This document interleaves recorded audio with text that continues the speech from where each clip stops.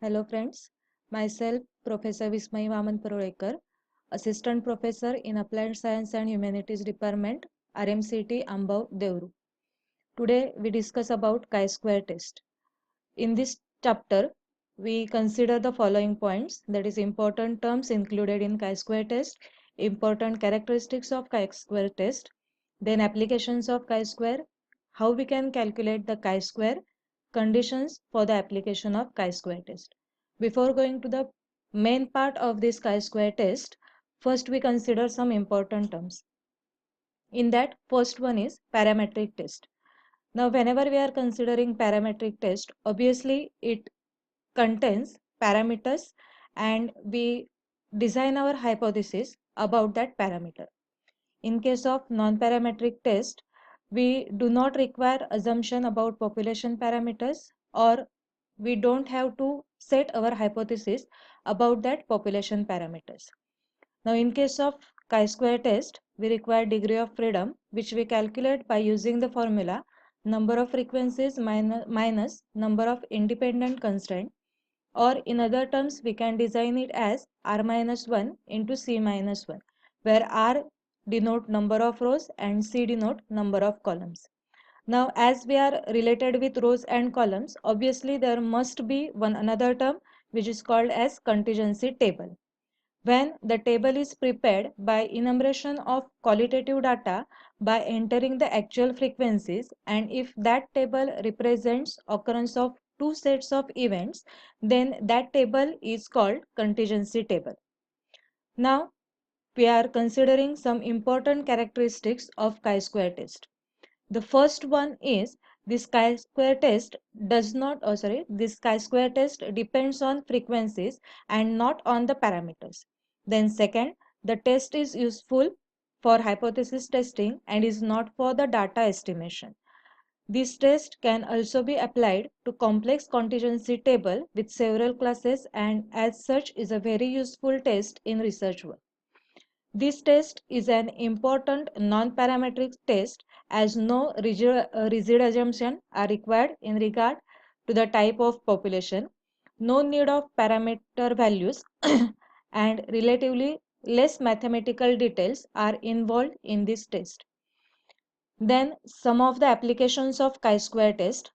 Basically, this chi-square test is useful for goodness of fit of distribution as well as testing for independence of attribute. When we consider goodness of fit of the distribution, this test enables us to see how well does the assumed theoretical distribution fit to the observed data. In this test, we design our null hypothesis that our theory support our hypothesis, while alternative hypothesis is exactly opposite to the null hypothesis. That is, there is no relation between theory and assumed hypothesis. Then in case of test of independence of attribute, this test enables us to see how two or more attributes are associated with each other or not. In this test, our null hypothesis is that there is no association between the attributes, while the alternative hypothesis is the attributes are associated with each other. Then the main part of chi-square test, that is calculation of chi-square. For calculation of chi-square, we use the formula as chi-square is equal to summation O minus E bracket square upon E, where O denote observed frequencies and E denote expected frequency. Now, whenever we are considering 2 by 2 contingency table, some of the cell frequencies may be less than 5. Then this formula of chi-square cannot be used directly. In such case, we slightly modify our formula of chi-square and is given by Yates correction. And the new formula by using Yates correction is summation of mod O minus E minus 0.5 bracket square upon E.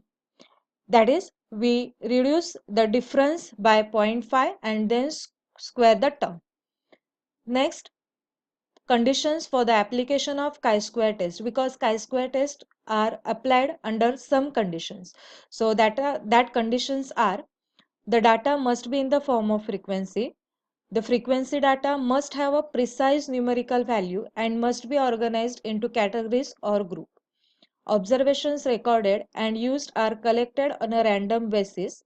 All the items in the sample must be independent, as well as no group should contain frequency less than 10. In such case, regrouping is done by combining the frequencies of adjoining groups so that the frequency of new group becomes greater than 10. The overall number of atoms must be reasonably large. It should be normally be at least 50%. Under these conditions, we use chi-square test by using the formula discussed previously. Thank you.